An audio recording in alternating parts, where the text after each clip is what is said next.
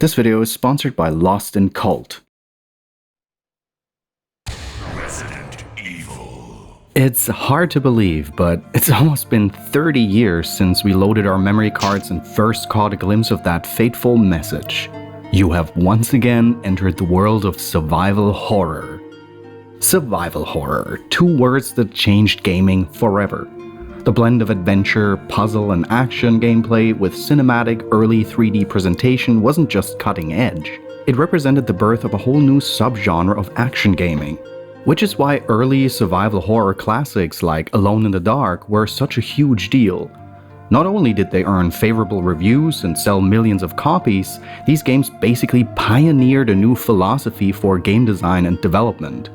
This is something I've covered in my series on the origins of survival horror, the incredible breadth of style seen in the genre's early forerunners. It makes for a spooky, spicy gumbo of ludic elements, dungeon crawlers, platformers, and point-and-clicks, and yet the amalgam is so much stronger than the sum of its parts. For classic Golden Age survival horror, you might even say that this was the era when dinosaurs ruled the earth. And out of all of survival horror's early ancestors, the undisputed king of the hill and holder of the championship belt is none other than classic Capcom Corpse Combat, aka 1996's Resident Evil on the PlayStation 1. It's pretty much impossible to overstate the cultural impact of this game. Like, Resident Evil freaked out so many people across its native country of Japan that it was single-handedly responsible for Sony putting those red triangle content warning stickers on PlayStation games. Which is very similar to how, in North America, moral panics over Doom, Mortal Kombat, and Phantasmagoria led to ESRB ratings being slapped across the box art. Now, Resident Evil certainly owes a debt of influence to Alone in the Dark, and the game's creators have said as much. Alone in the Dark popularized almost all of the puzzle and adventure design elements that would become synonymous with old-school survival horror.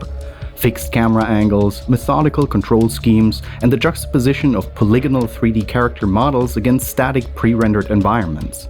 But as we all know, this design approach eventually went the way of the dinosaurs, because in 2005, the new dominant evolution of action horror had finally arrived in the form of Resident Evil 4, with its super fast-paced gunplay and over-the-shoulder player camera.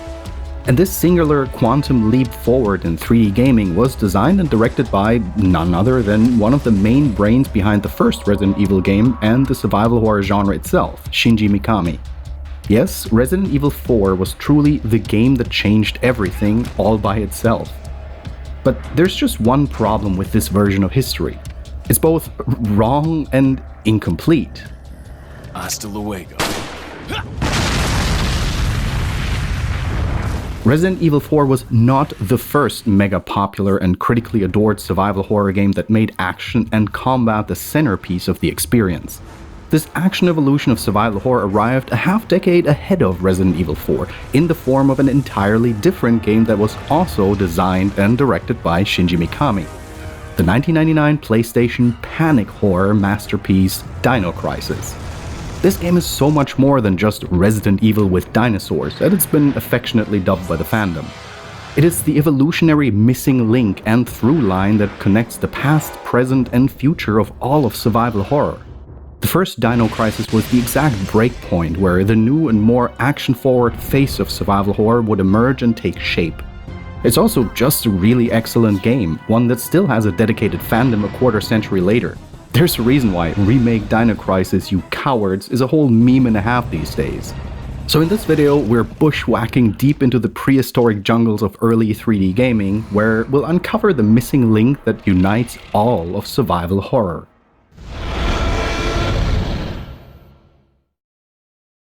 Before we continue, I'm beyond excited to showcase today's video's sponsor. You're probably aware that I'm a big fan of the Amnesia series. In fact, I've released a massive retrospective video on the entire series earlier this year, the biggest video I've ever made, which I'm still super proud of. If you haven't seen it, you should definitely check it out. And considering that I've spent months deep diving into those games, today's sponsor could not be a better fit. Lost in Cult, known for their high-end premium deep dive books on games like Outer Wilds, Alan Wake, and other game series, has just recently launched Amnesia Design Works, Being an official collaboration with Frictional Games, the result is remarkable. An absolutely incredible, over 200 pages long, 4-volume hardcover deep dive into the iconic horror series. This is not just an art book, but a one-of-a-kind exclusive deep dive into the Amnesia franchise, including a plethora of design and development anecdotes and insights gathered from exclusive interviews with the people behind the games. Amnesia Design Works is an absolute treasure trove for game development history nerds like myself. I'd easily call this the ultimate tribute to one of the most influential horror video game franchises of all time, covering all 4 titles, The Dark Descent, A Machine for Pigs, Rebirth, and The Bunker in depth. There's also a special deluxe edition available exclusively during the pre-order phase until January 9th, 2026, which includes sketch and print art postcards, replica in-game sketches from The Bunker, embossed and foiled bookmarks of each game, an embroidered logo patch, and a concept art print of the man-pigs from A Machine for Pigs. If you're watching this after the campaign is closed on January 9th, or just want the book by itself, the standard edition will remain available, but be quick on the deluxe edition. Lost & Gold make truly incredible books, and if this has piqued your interest, you can get a 5% discount on everything on offer in their store and help my channel out a little in the process. Promo code is Amnesia, or just follow the link in the description. So thanks a lot to Lost & Gold for reaching out and working with me on this.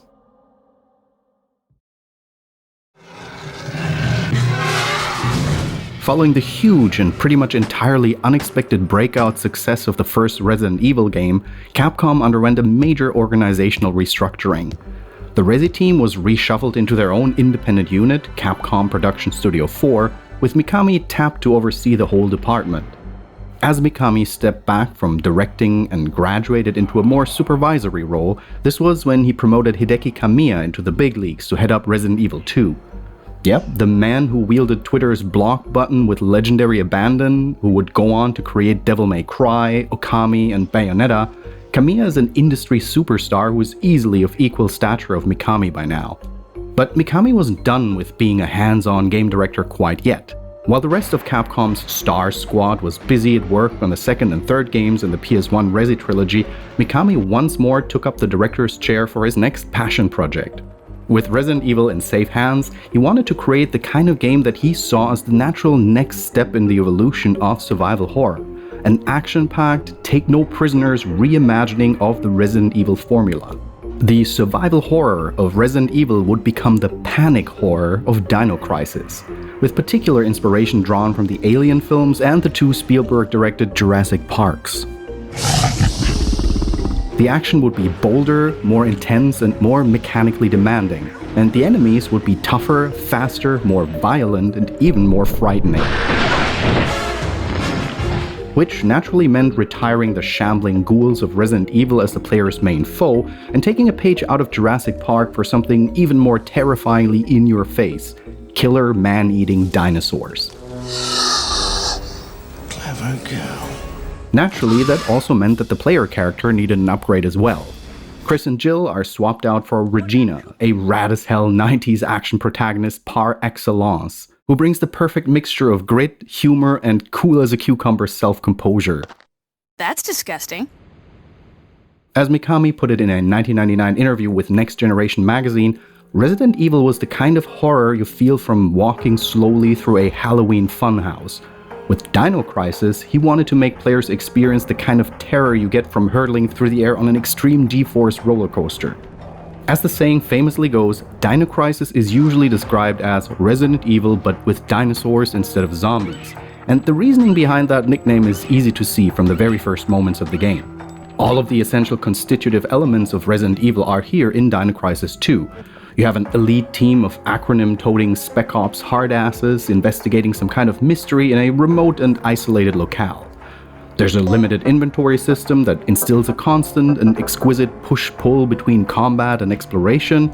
There are loads of interlocking environmental puzzles that require careful observation and extensive backtracking. And all of this takes place against the backdrop of heinous military corporate malfeasance, with weird science experimentation that has run totally amok and killed almost everyone in the facility.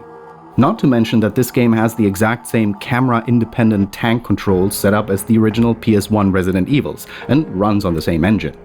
But even with all of these points of common origin, Dino Crisis plays like a much more mechanically dense evolution of the original Resi, a distinct refinement of the survival horror formula laid down by that game. The story begins as the US government special forces outfit SWORD, that's a Secret Operation Raid Team, deploys a 4-man sortie to the remote Ibis Island.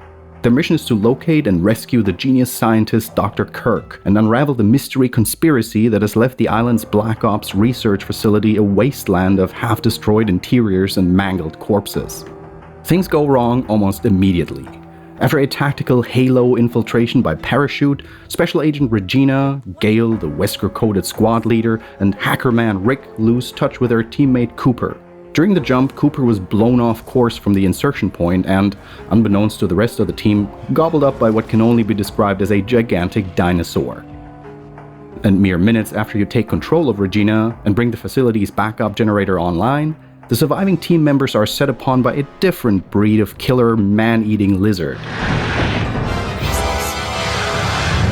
The game immediately teases a central mystery to unravel. Where the hell did all of these deadly dinos come from? Occam's razor and the influence of 90s Hollywood says this must be some Jurassic Park type of genetic engineering experiment gone awry, right? You saw that it was a real dinosaur. It's unbelievable. Didn't I tell you? This is just like that movie. Right from the opening moments, it's clear that Dino Crisis represents a significant evolution to the Resident Evil formula. Rather than static backdrops, Dino Crisis makes use of fully 3D rendered backgrounds. The camera perspective moves automatically along with the player to help orient them in the environment, while still retaining the Resi-style static camera perspective in certain key locations to amp up the tension. The graphics and presentation here are very sophisticated for 1999, pushing the PS1 to the absolute limit in terms of rendering horsepower. Though the narrow and claustrophobic environs are also something of a concession to technical limitations. Dino Crisis was originally designed to take place in a semi-open world jungle, but the PlayStation 1 just did not have the juice for that kind of setting. It's also fair to make the subjective argument that presentation-wise, the visuals of the classic Resident Evils hold up a bit better 3 decades on thanks to their use of pre-rendered backdrops. But when it comes to the moment-to-moment gameplay, Dino Crisis adds new complexity to the mechanics that evolves and elevates the survival horror formula into an entirely new beast. For one, these aren't mindless, shambling zombies you're up against. These are problem-solving apex predators who can take a lot of damage before going down and are capable of tracking and hunting you, i.e. following you from room to room. For returning Resident Evil players, this is kinda like the game skipping the zombies entirely and throwing supercharged hunters at you right from the start. And those damn bipedal lizards can chase you across the entire Spencer Mansion. The game makes this clear in the opening minutes, which also make for an interesting contrast with the opener of the first Resident Evil. When the first Velociraptor shows up to menace Regina, Resi veterans will instinctively try to hoof it back to the entrance where Gale is waiting, just like how it was when your buddy Barry gave Jill a freebie on that first zombie. Except this time, your hand cannon wielding compadre is nowhere to be found. And unlike the shamblers of the Spencer Mansion, these crafty saurians can easily jump right over electrified fences and bust through closed doors. Not the laser beam barriers though. The security lasers are one of the few things that can keep these bastards at bay. And boy oh boy is it satisfying when you make clever use of them and get to watch the dinos singe their snouts over and over again as they try to lunge at you. Where moving to a new room in Resident Evil meant you were safe from your ghoulish pursuers, with the iconic transitional door-opening loading screen serving as a kind of impenetrable psychic barrier, there's no such sweet relief in Dino Crisis. Once these baddies start giving chase, they can follow you from room to room until one of you lies dead on the floor in a pool of your own viscera.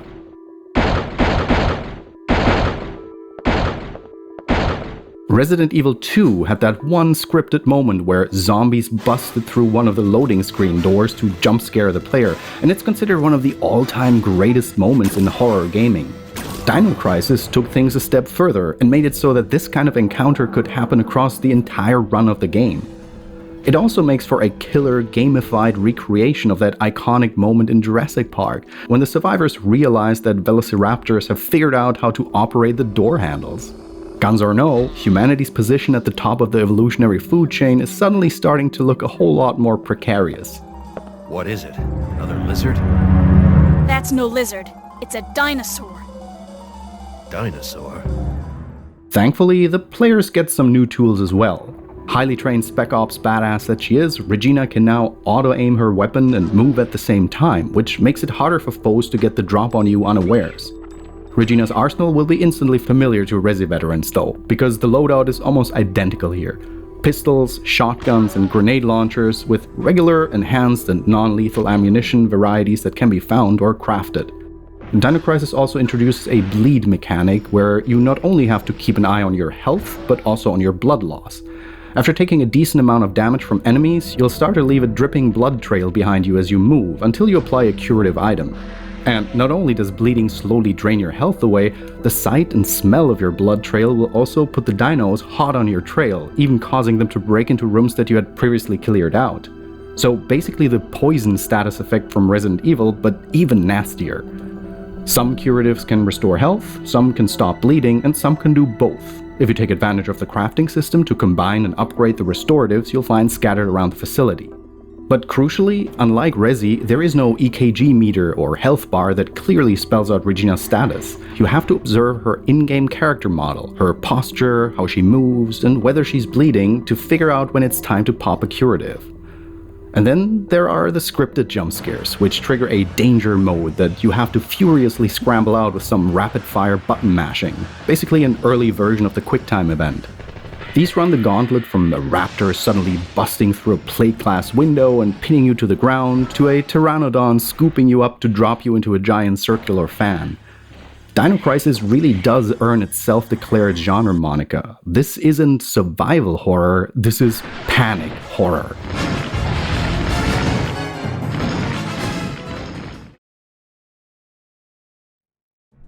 By now, it's clear that the whole Resident Evil but with dinosaurs label is actually shorthand for something else. How pretty much every aspect of Dino Crisis feels like Resident Evil but bigger, badder, bolder. For one thing, the writing and character performances are so much stronger here. The narrative tees up a genuinely compelling page-turner of a mystery to motivate the player.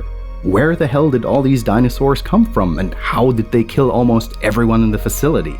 And the individual characters also do a much better job of clearly conveying exposition and emotion while still losing none of that oh-so-succulent Capcom camp. This is a serious upgrade to the softcore porno tier performances of the original Resis, and Stephanie Morgenstern deserves a particular salute for her actually excellent portrayal of Regina. Also, the genre-standard Moment of Brief Respite track in this game is an absolute all-time banger that easily ranks up there with the dulcet safe room tunes of other survival horror greats. This one is still capable of sending a chill down my spine like it's 1999 all over again.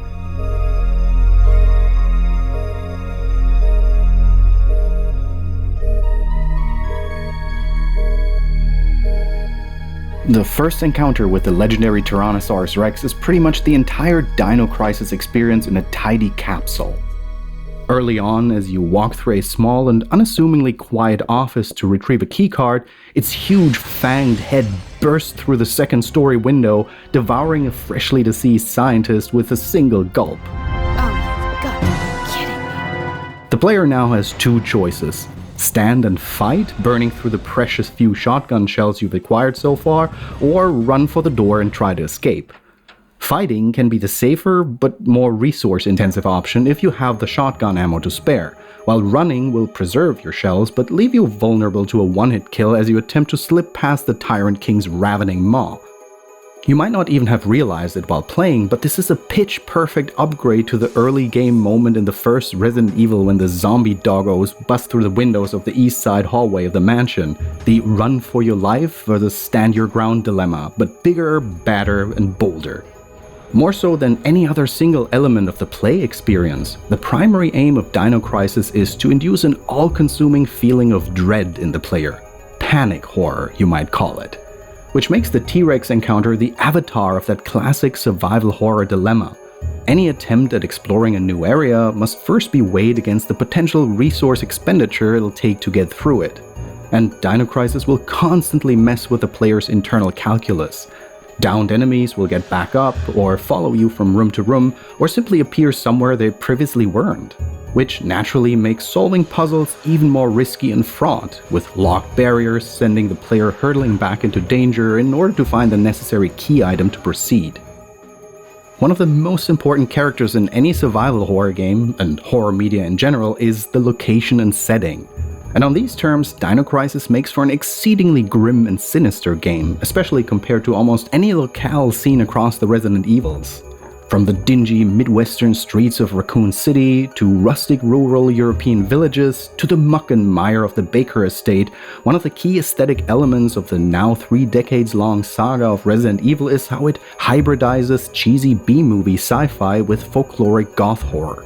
There's an entrancing and enticing beauty to Resident Evil, whether you're exploring the creaky barroom of a labyrinthine mansion, the marble colonnades of a decadent castle, or a moldering farmhouse deep in the Louisiana bayou. In keeping with its own evolution away from the mainline Resi games, Dino Crisis goes in the diametrically opposite direction, setting itself in the cold, clinical, monochromatic grey hallways of a sterile laboratory. The whole setting is unnerving in a way that Resident Evil never quite managed, not just sparse, but possessed of an uncanny inhumanity.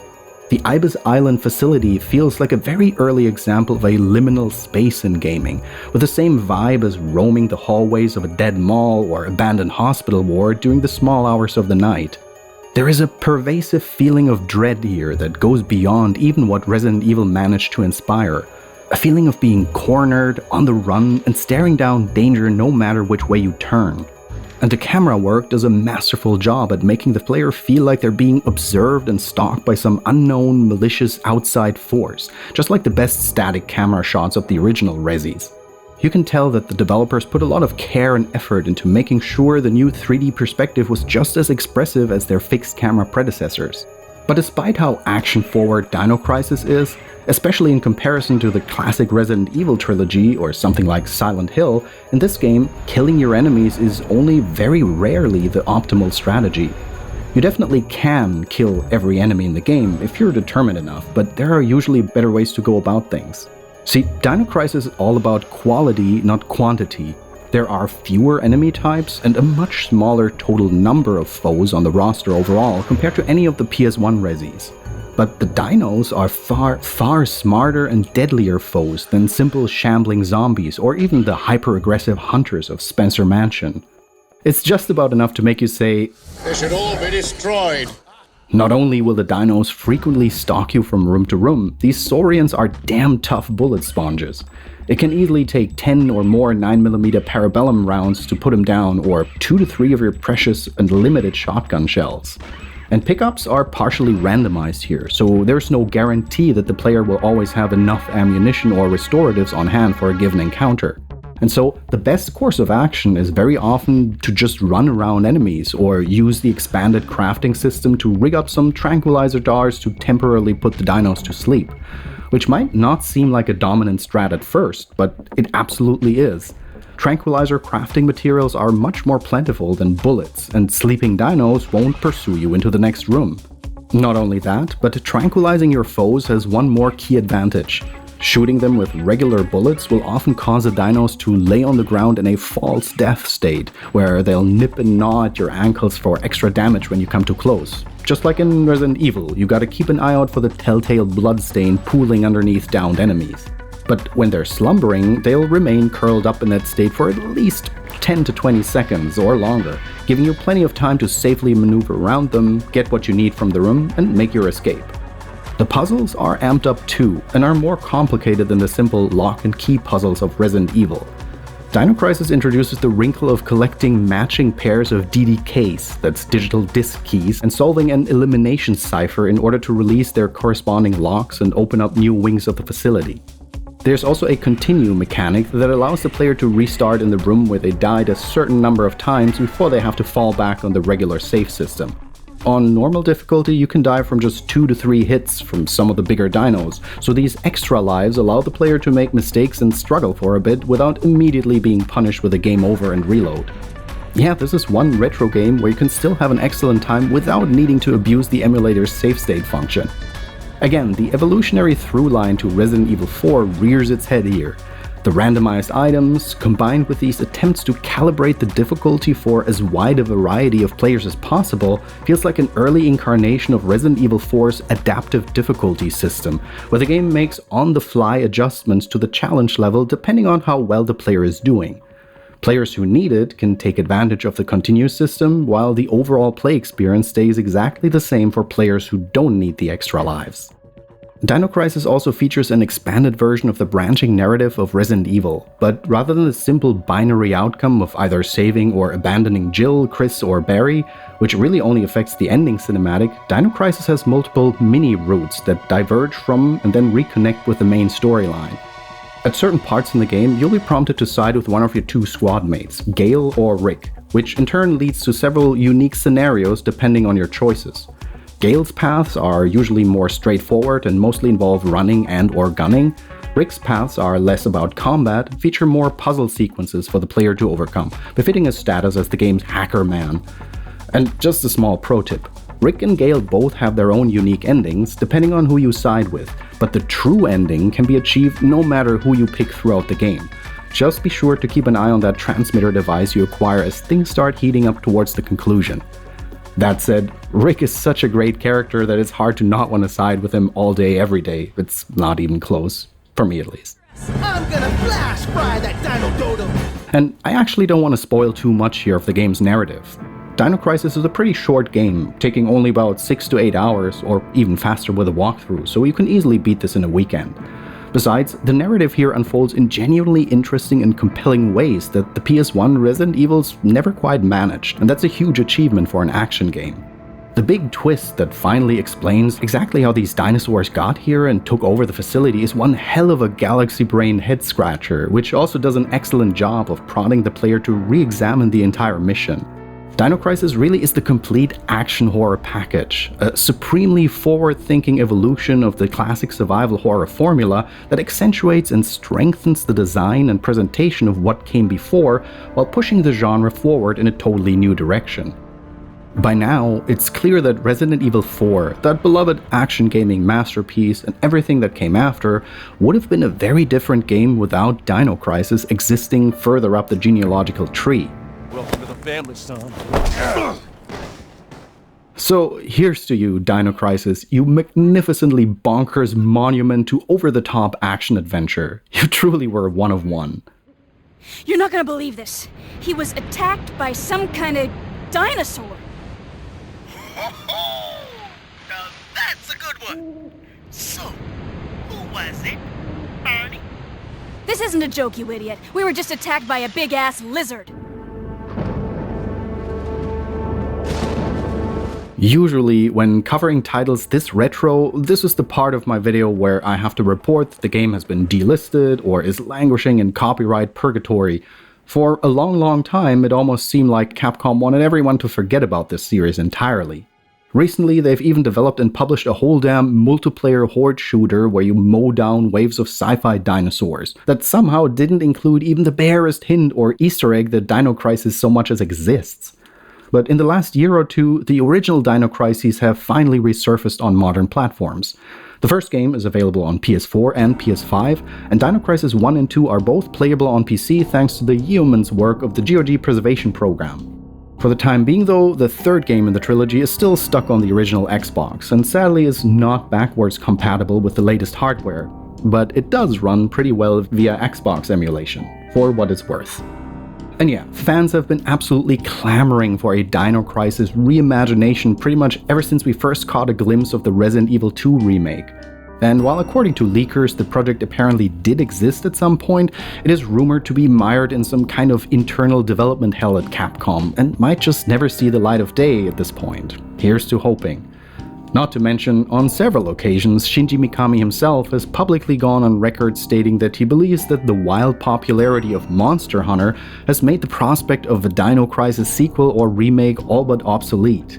And to be fair, Monster Hunter is Capcom's all-time best-selling series. Shinji Mikami did not get his start at Capcom working on high-octane thrill rides that would forever change the face of gaming as an artistic and commercial medium. No, Mikami's video game career only really started to take off when he was promoted to be the lead gameplay designer for Aladdin and Goof Troop on the Super Nintendo, which were silly tie-in games licensed from children's cartoons that aired on the Disney Channel. But you know what? Holy moly, does Goof Troop actually go so incredibly hard. We're talking absolutely rock-solid action puzzle gameplay that's a blast playing either solo or co-op. Check this one out on your local SNES emulator of choice. It's a great way to kill an afternoon, alone or with a friend. But more importantly, even here with the lowly Goof Troop, you can see the basic design principles that connect almost all of Mikami's games past and present, all the way through to The Evil Within. Tight controls, lush presentation, super memorable character designs, and puzzles and encounters that provide just the right amount of friction to induce that self-satisfied aha feeling when the player wins through. Evolution in the wild rarely happens in a straight line from A to B. And in game dev too, there are often detours and strange mutations as genres and design methodologies evolve from one form to the next. And so it was with the evolution of survival horror, from the adventure game-inspired classic era into the more action-heavy style of modern games like Dead Space and Alan Wake. Dino Crisis is undoubtedly and unabashedly the missing link that ties together the entire genealogical tree of survival horror, the connective tissue that draws a clear line between the old and new schools. If you're feeling super spicy about it, you could easily argue that the world-eating popularity of the recent Resident Evil remakes has just as much to do with Dino Crisis as it does with the original games themselves. Because as chaos theory teaches us, panic horror, finds a way.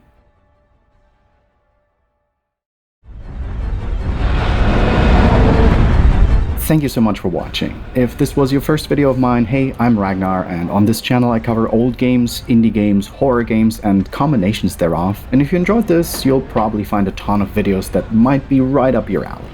If you'd like to support my channel, the most substantial way of doing that is to join my fellow Patreon supporters with a monthly donation. It really helps out a great deal. So thanks a lot for considering, and as always, I say ta for now with a heartfelt shout out to these lovely supporters. Swiss Hackmod, Billy Lott, Chris Z, Morrigan K, Ari Orison, Chuck Taylor, Shannon Blue, Matt Gretton, Gehennas, Hunter Crawford and Margaret Strawn, Ronan Crom aka Daniel 242172, Kenan Ward, Dana Rosa, Morrigan K, Teraflops, Righteous Itch, Aria, Sable Cowl, Tabby, Corey Marr, Kerry George, Vasily Prokhorov, Uziel 1447, John Boring, Laird Wakala, Sulmatul, Thwagam, Phoenix Up Above, The Spiral Architect, Aurora Milpomene Crescendo, Amber Wiggins, Angelo Benedetti, Nineball 9606, Zoddy, Kyle Lee, Hendrik von Rensselaer, J.R. Smith, Vincent Kavanaugh, Catherine Escobar, Casper Ram, LSN HNG, Thomas Brunner, Gehennas, Lucas Ferreira-Leite, Nathan Gillig, Nikov the Brave, David Zelenak, Gene, Thwagam, Sunny Sky, Lynn Hughes, and Ronan Crafts. Until next time, ta-ta.